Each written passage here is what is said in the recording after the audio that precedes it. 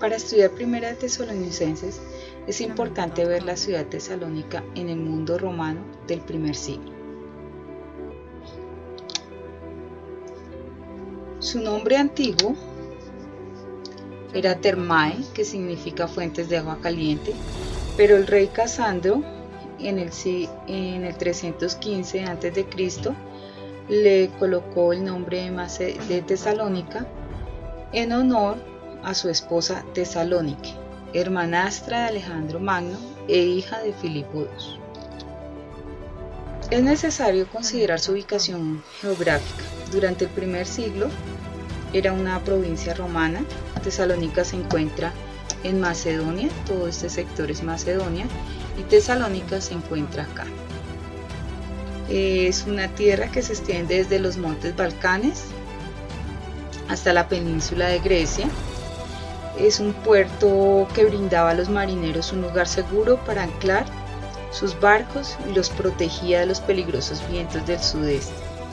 La ciudad daba el mejor acceso en toda Macedonia a las islas y a las ciudades del mar Egeo y también a los territorios de alrededor del mar Mediterráneo.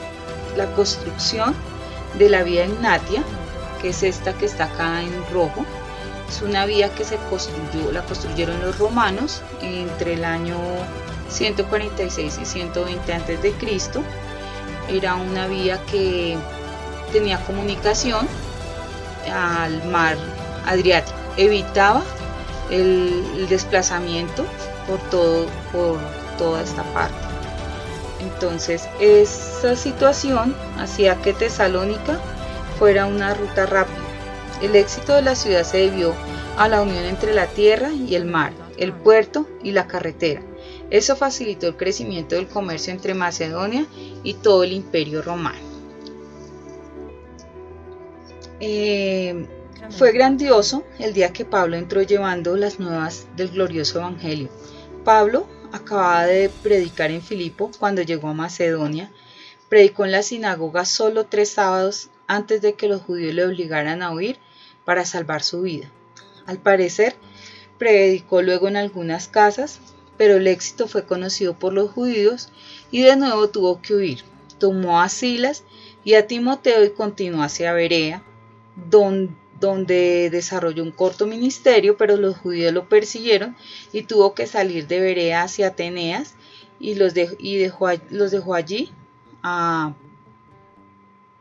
Timoteo y a Silas para él continuar con su ministerio.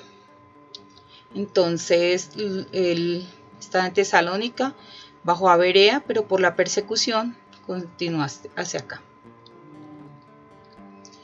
La iglesia de Tesalónica.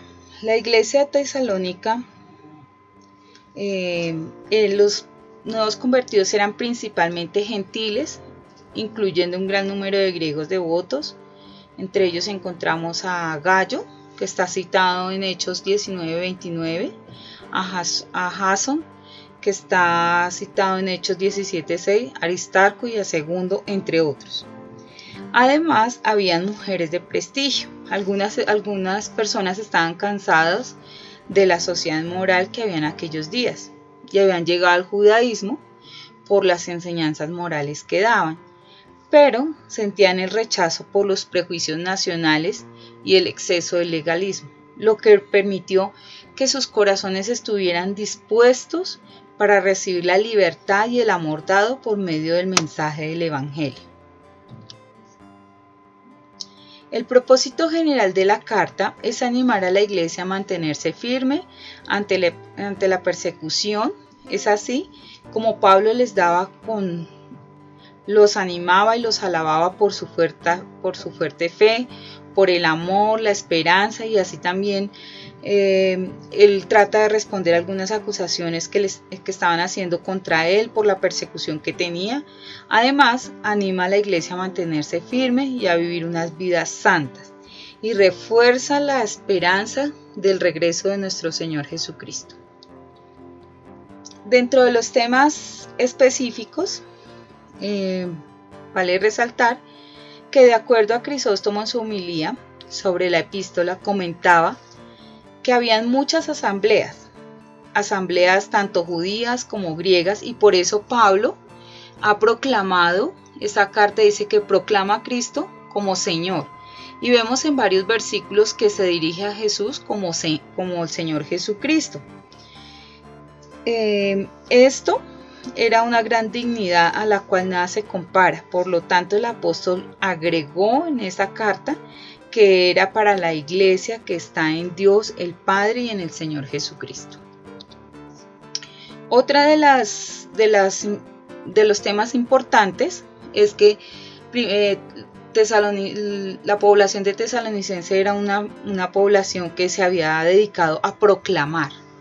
Tanto que es en la única parte del Nuevo Testamento donde encontramos la palabra proclamar, que en griego es exegetai, solamente aparece aquí, y describe como un sonido que hacía un gran trueno, el grito fuerte de una multitud, un rumor que se hacía correr por todos lados, o aún una fuerte trompeta que llenaba todo el lugar. Así lo describe Crisóstomo en su homilía. La proclamación del Evangelio desde Tesalónica era a todo volumen, porque salía de esa ciudad con gran fuerza y con larga extensión. Algunos autores entienden a los apóstoles como los agentes de la proclamación, pero el enfoque en estos versos es la actividad de la iglesia y no del equipo apostólico. Varias personas de la iglesia habían salido a proclamar el Evangelio, y a ese esfuerzo es a lo que los apóstoles hacen referencia. Lo vemos allí en todas estas citas, en 1 Tesalonicenses 1 del 8 al 12, en el 2.9, en el 2.12, donde se está haciendo esta referencia.